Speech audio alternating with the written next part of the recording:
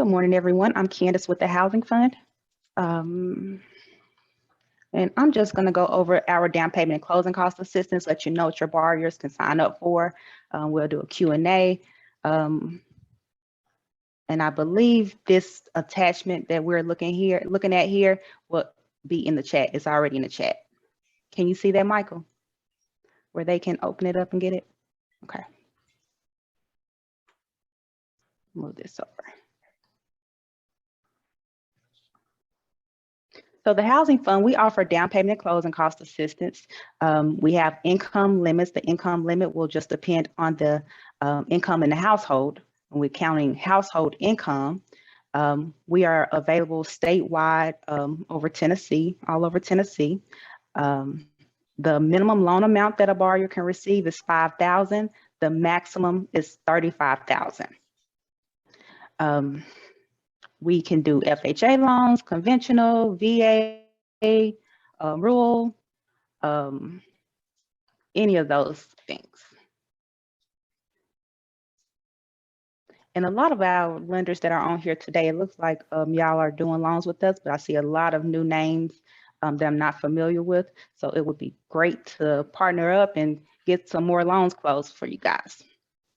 Like I said, our maximum is $35,000. The minimum is $5,000.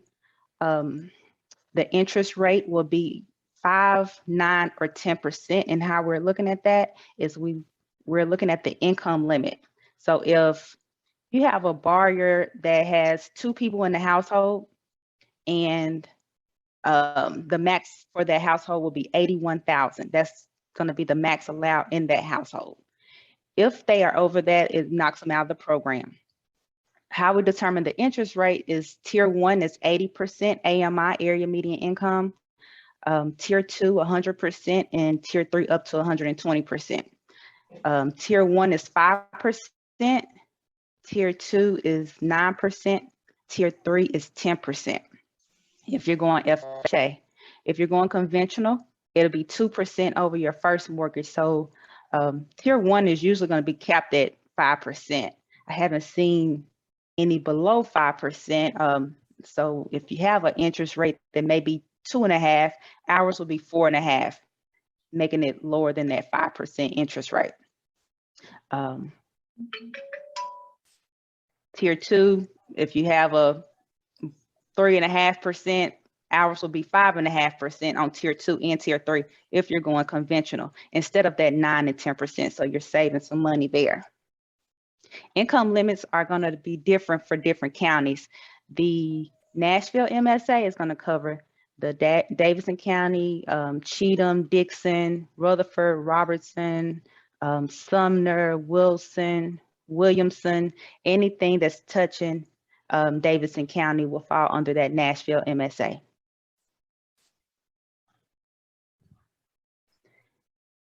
And so here I have this rate chart, and it shows you the term, what the term will be in the interest rate.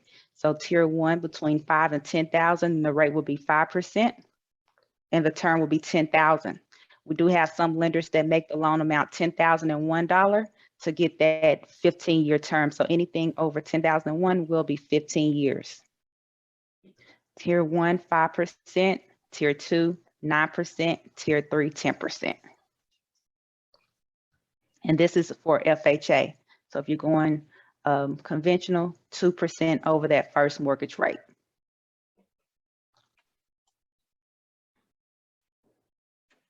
How to get started is the lender have the underwriting checklist and the request for loan approval. This is the underwriting checklist. We're just going to go through this and check it off that the borrower is meeting these guidelines. And this is basically our guidelines to get the second mortgage. Discount and origination cannot exceed 2% combined. And when we're looking at the discount and origination, we're looking at the CD in Section A. So anything that is in Section A, we're including that, and it cannot exceed 2% of the sales price, regardless who is paying for it. A lot of times at closing, At closing, we get some pushback right here because a lot of times it may be over 2% and the seller or someone else is paying for it, a lender. It doesn't matter who is paying for it, even if it's down there on another page that it's a credit, it cannot exceed 2% of the sales price. Closing costs cannot exceed 4% of the sales price, excluding PMI, prepays, and title insurance. We're usually pretty good there. The first mortgage rate must be within 1% of the current FHA rate. That 1%, we're looking at the bankrate.com. So as long as you're in that guideline, you're good. I don't usually get any problems there. I recently had one that had a rate of maybe 4.5 maybe. And we just had to come down a little bit. Loan to value does not exceed 100% for the first mortgage. Like I said, we can do FHA. The only time we can't fall behind THDA. That's the only, we'll fall in third position behind THDA. If you have a THDA as a second mortgage, we can go behind THDA as a third. That's the only time we will go into third position. At least a 600 credit score. If the borrower has below a 620 credit score, we can only lend them up to $10,000. But if they do have above the 620 credit score, we will go up to the full $35,000.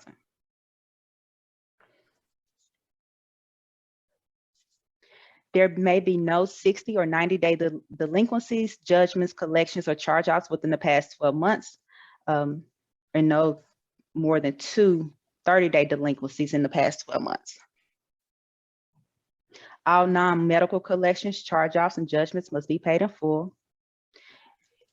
If there is a medical collection, we can accept that if within the past 12 months, it just has to be paid in full, or it has to have some type of payment history for the last 6 months.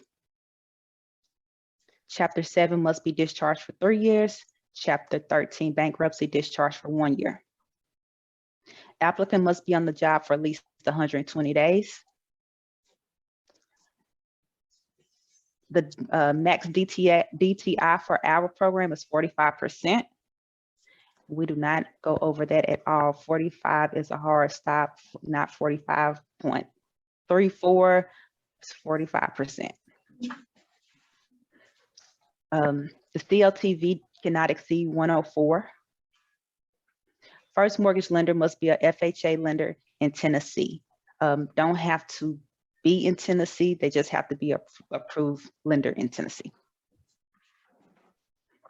And then all the borrowers have to complete a THDA approved counseling course. We do offer home buyer education. We are THDA approved counselors. They can do the eHome course and then follow up with the housing fund or any THDA approved counseling. This form here is the underwriting checklist. This is what you will have to check off, sign it. This along with the request for loan approval. These are the documents that I will need in order to start processing. The transmittal summary, income documents. And I'm skipping over these because these are things that I actually need to start processing. I can condition some of these things, but what I need to start processing, that transmittal summary, the income documents, the contract, the 1003, and the DPA application. I need those documents to process on my end.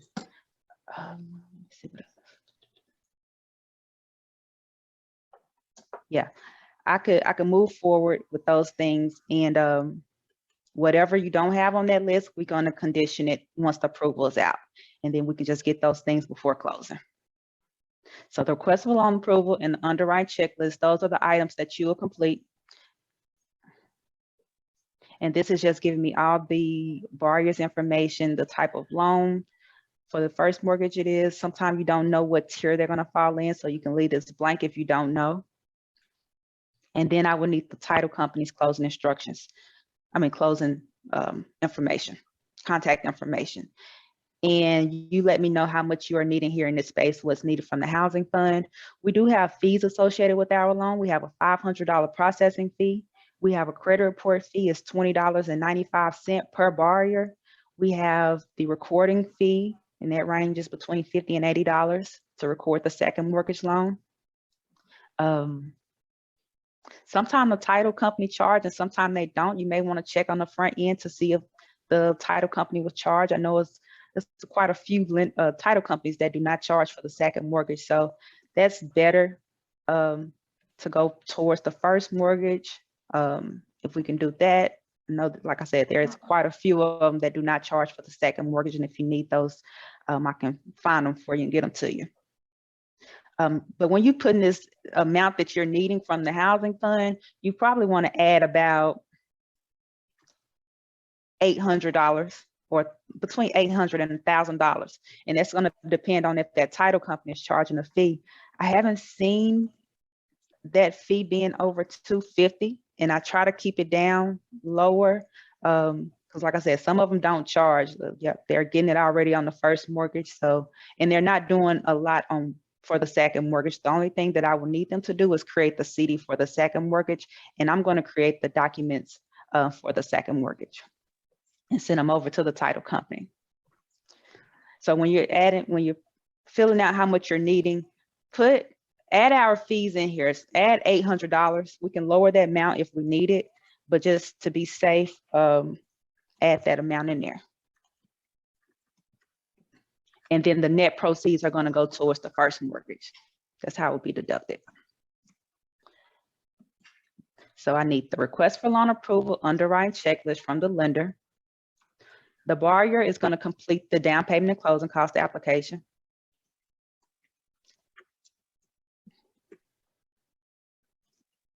Personal information, household data, the lender, how many people are in the household. When you're getting your borrowers to complete these applications, please make sure that all the information is correct, because a lot of times we get to where it's not going to work. They'll say, we say that the income is too high. And then all of a sudden we have 2 more kids in the household, or we have a mother moving in, or we have a father getting ready to move in. Make sure everyone is in the household when we're getting ready to do this application, everyone that they filling it out correctly here.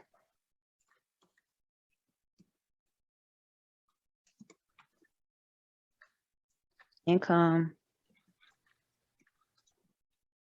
And then I go over the disclosures with the borrower. We're getting ready to change this around. It takes me about 5 minutes to do these disclosures over the phone, but I've been having a lot of a hard time trying to get in touch with the borrowers. They may be working or their schedule don't work and they can't give me 5 minutes to go over these disclosures. So now we are redoing our disclosures, making sure that they understand everything that they're signing up for. So I'm not having to go back and read the disclosures to them, and making sure that they know what they're signing up for. I do have some borrowers, when I call them, they have no idea what this is. The lender have just sent over this application and they don't have a clue. I would like to go over these disclosures with you just to let you know what the borrower is signing up for.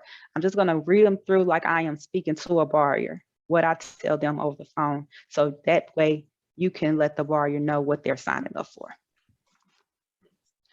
So I will tell them, this is a loan, it's not a gift or a grant. You will have a monthly payment. The monthly payment will depend on your income in your household and the loan amount that you receive from the housing fund. It is separate from your first mortgage. So you have that first mortgage payment, and then you have the housing fund payment. We will have a lien on your property until our loan amount is paid off. The next one is, even though you have been approved for that first mortgage, the housing fund, we still have our own guidelines and we have to approve you as well. The next one is, we're looking for affordability. We look at your income and we look at your total debt. This is how we determine your debt to income ratio for qualifying purposes. I will be pulling your credit report. You have to have at least a 600 credit score. And I'm just going to be making sure you're able to afford that new mortgage with the debt that you already have.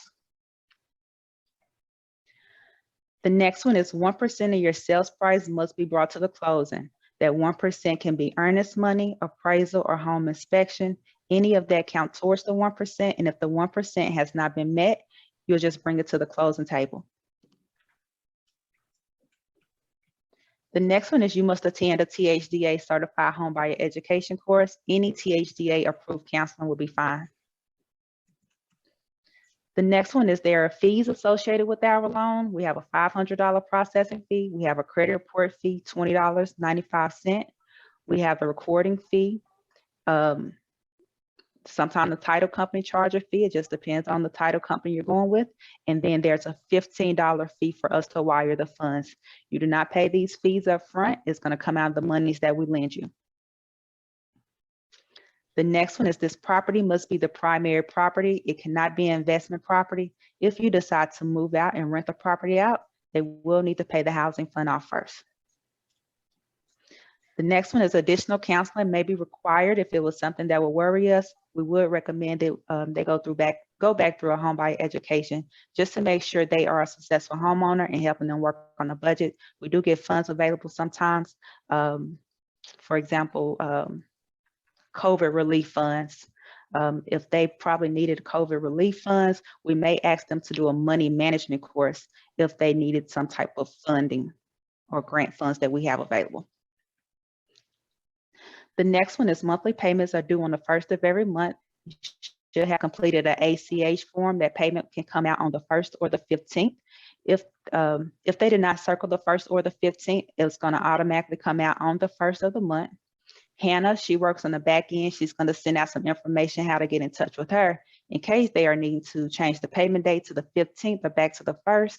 If they are needing to change payment information or banking information, or if they just can't make a payment that month, they can reach out to Hannah to stop that payment that month. The next one is no other loan can be allowed on this loan. If they decide to refinance the home, sell the home, they would need to pay the housing fund off first. And then I tell them this is not a complete application until I went over the disclosures with them, got the application back and the information back from the lender, and then I can go ahead and start processing. So those, I'm getting ready to cut that out and stop doing disclosures. Like I said, we're gonna make it simpler for them to understand it. We do want you guys to give this information back to them so they understand, they know what they're signing up for. And that is our application. 5 pages, and here's the ACH form that they will complete for us to pull those funds out each month. And here's the 1st or the 15th.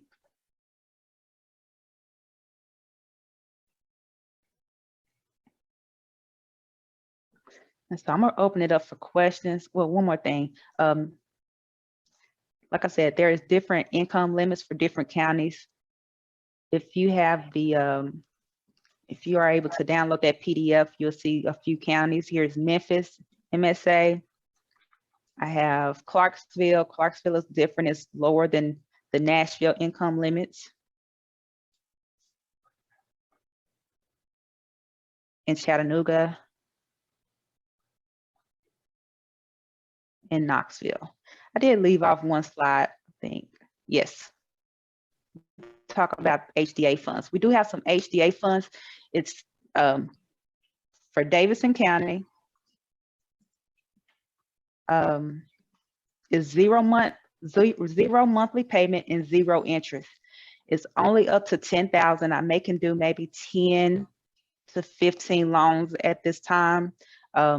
But it's a due on sale. If they sell or refinance the home, that's when it is paid back to the housing fund. It's never forgiven. So if they stay in a home 20, 30 years, and whenever they sell, that's when they pay the housing fund off.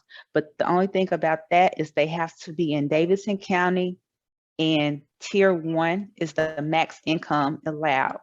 So only tier 1 borrowers can access that HDA funds, and it's up to $10,000, 0 monthly payment and 0 interest. So great program. And we had a lot of those funds, and it went out the door, and those do become unavailable at times. And the only time that they are available again is if someone pays us off. So When we get a refinance, those funds have to be paid off, and then we can push them back out into the community. All right, I'm going to open it up for questions now. Awesome. Well, our first question is, so does the housing fund partner with, with FHA, conventional, VA, and USDA? Yes. Next question. So if you're using the Home Ready program, will the homebuyer online class required for Home Ready work for you? They will have to do a THDA approved counseling. The Home Ready does not work. All right. Well, that's all of our current questions. If anyone else has a question, feel free to post it in the chat. We'll stick around for a few minutes.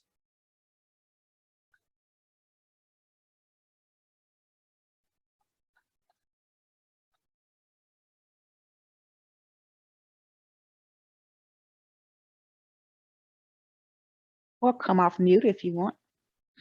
Oh. Candice, I sent you a question. I don't know if you got it yet on the chat. Let's see.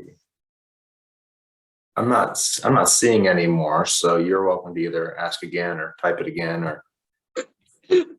Okay, excuse me. Okay, so due to COVID in place, it started 2020 and 21. The applicant was furloughed from her job and she was off a year. During the meantime, the company canceled her insurance because she was not able to afford to pay the premiums. And so she had prior doctor's visits, which was not covered because she didn't know they were canceling, which created a balance due. Would that disqualify this applicant? No, she would just need to pay off her medical bills before we close. Okay. Yeah. Thank you. You're welcome. Thank you. Next one says, you had a meeting with the Board of Trustees on the loan. If debt is less than 10 months, can we remove it from the DTI on FHA loans? At this time, we do not remove any debt less than 10 payments. That may change soon. It's just not right now. We are counting those debts. And then on the THDA class, will both the husband and wife need to take the class, or can just one of them? Whoever's on the loan. Okay. Let's see. The last program, no interest and no payment, is just for Davidson County. Where can we get info on this? I have a flyer that I can, let me attach it here. I put it in the chat. And then it says, so the rate for THF funds will be set after the application is submitted and reviewed.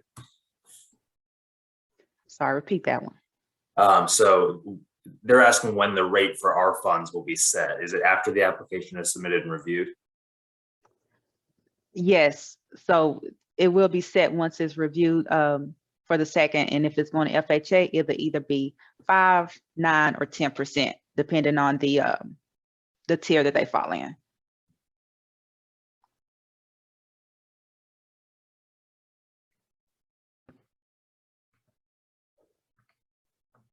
Candice, this is Monica in Knoxville, your favorite pest. Hey, Monica. What is the formula for the conventional to be able to figure out the percentage rate again? It's 2% of 2% over your first mortgage rate. Got it. Yeah. Thank you. You're welcome. And a lot of times, I know a lot of times people get happy about conventional. If we can take it, get up to 35,000. It's kind of hard in Davidson County to get up to 20%. But I know a lot of places we can get up to 20% to avoid PMI if we can take conventional, and that avoids that PMI.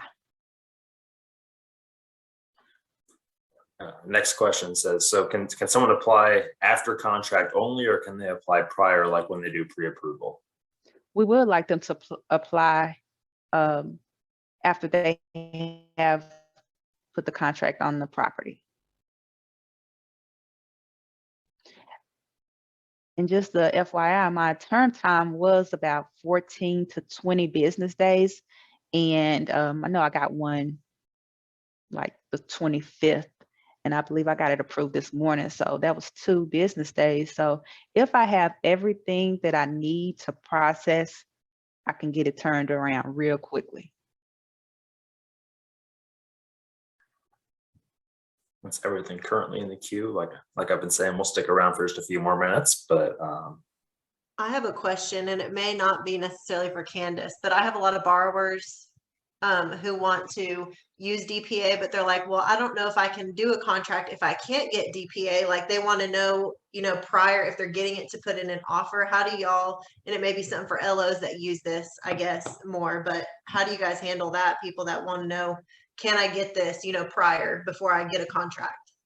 If you can go through that checklist and mark off pretty much everything on that checklist, they will more than likely they're eligible, and if the income lines up with our income guidelines. Okay. A lot of times you have, but make sure that they're under that 45 DTI and count our second mortgage payment in there as well.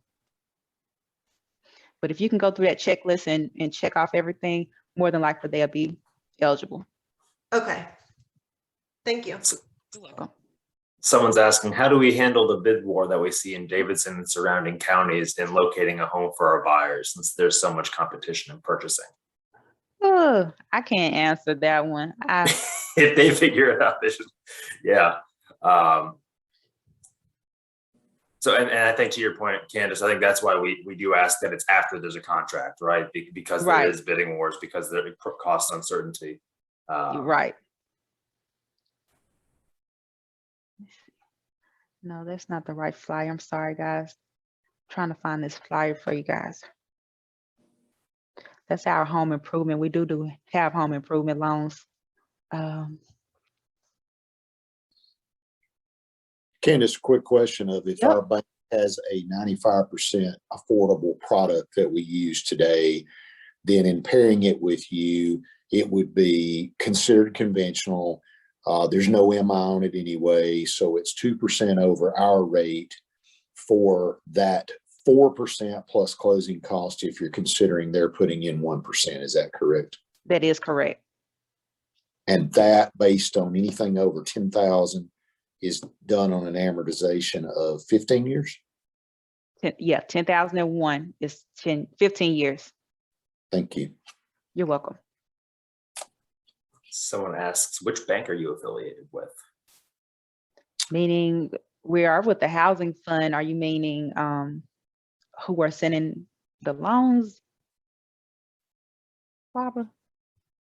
Which financial institution are you with, or are you just separate for this?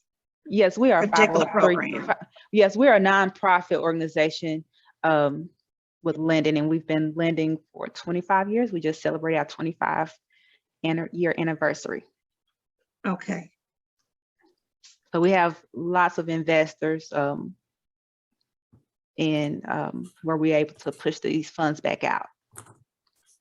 okay. So Thank you. funds don't run out. We continue to have funds. The only time we don't have those funds are on the 0 monthly payment, 0 interest side of it. But we've always had funds for the down payment closing cost assistance. Okay, thank you. You're welcome. I just posted a list for anyone who's curious of our partners, investors in the chat. Someone just asked, are your programs bond funding? No.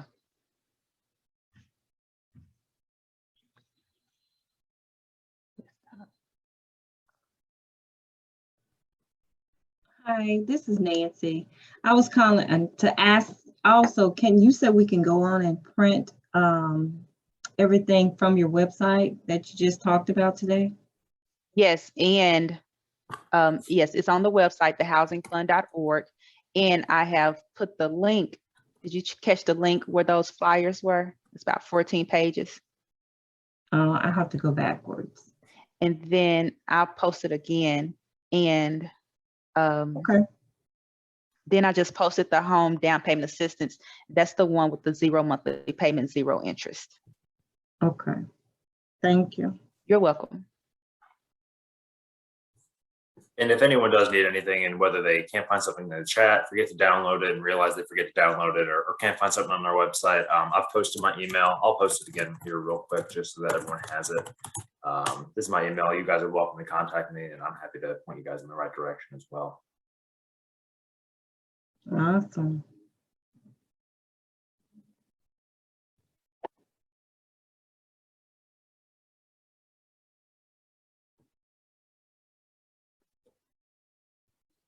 Let's see, you stated to wait until the contract is accepted before you apply for the loan. However, many sellers want a pre-approval letter. Do you give that letter?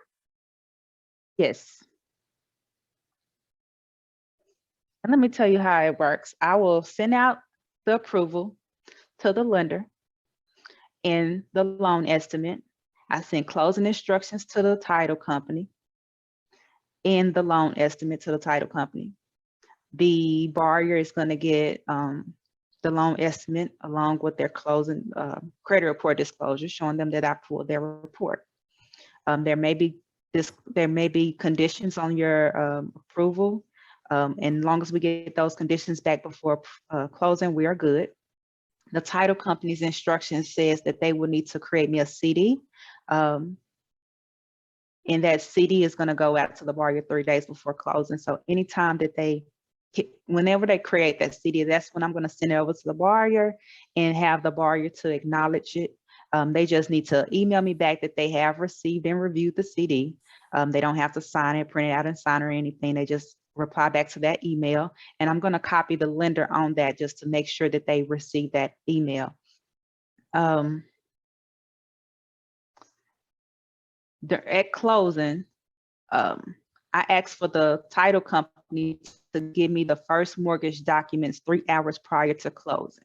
That gives me time to go ahead and go through the CD, that the first mortgage, making sure the 1% has been met.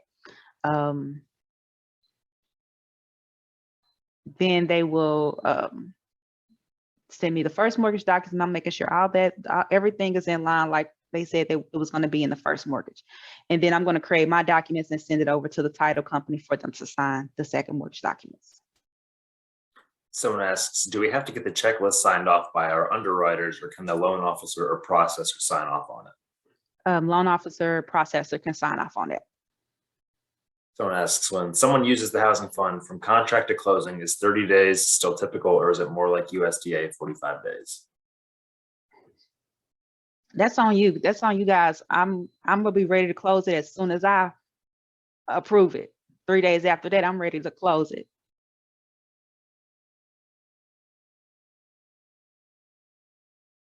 I hope that answers your question, Alicia.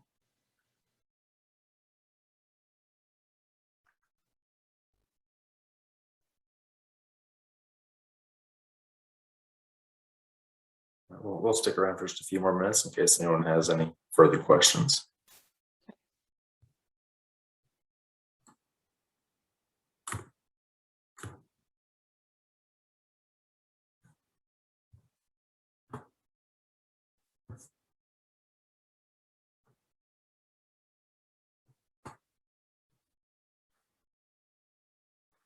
Someone said, did I misunderstand what you said earlier about 14 to 20 business days to process?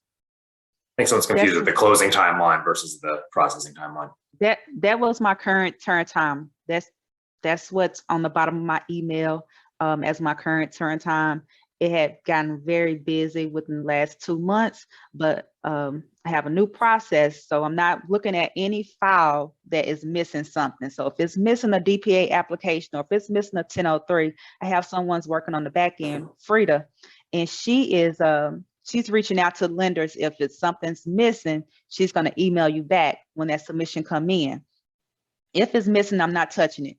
But if it has all the documents that I need, a DPA application, the 1003, a contract, transmittal summary, if it has those documents that I need, I'm going to go ahead and start processing. I can get it turned around pretty quickly. Probably that week.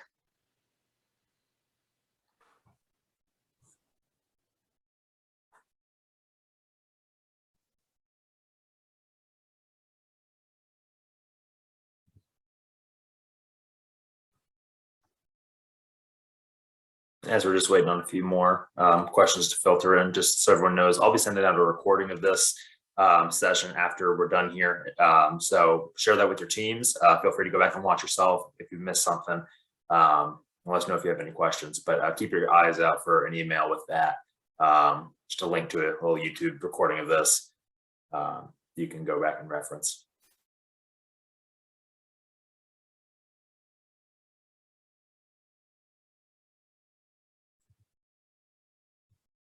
We'll give it about another 30 seconds. And if there's no further questions, we can wrap up.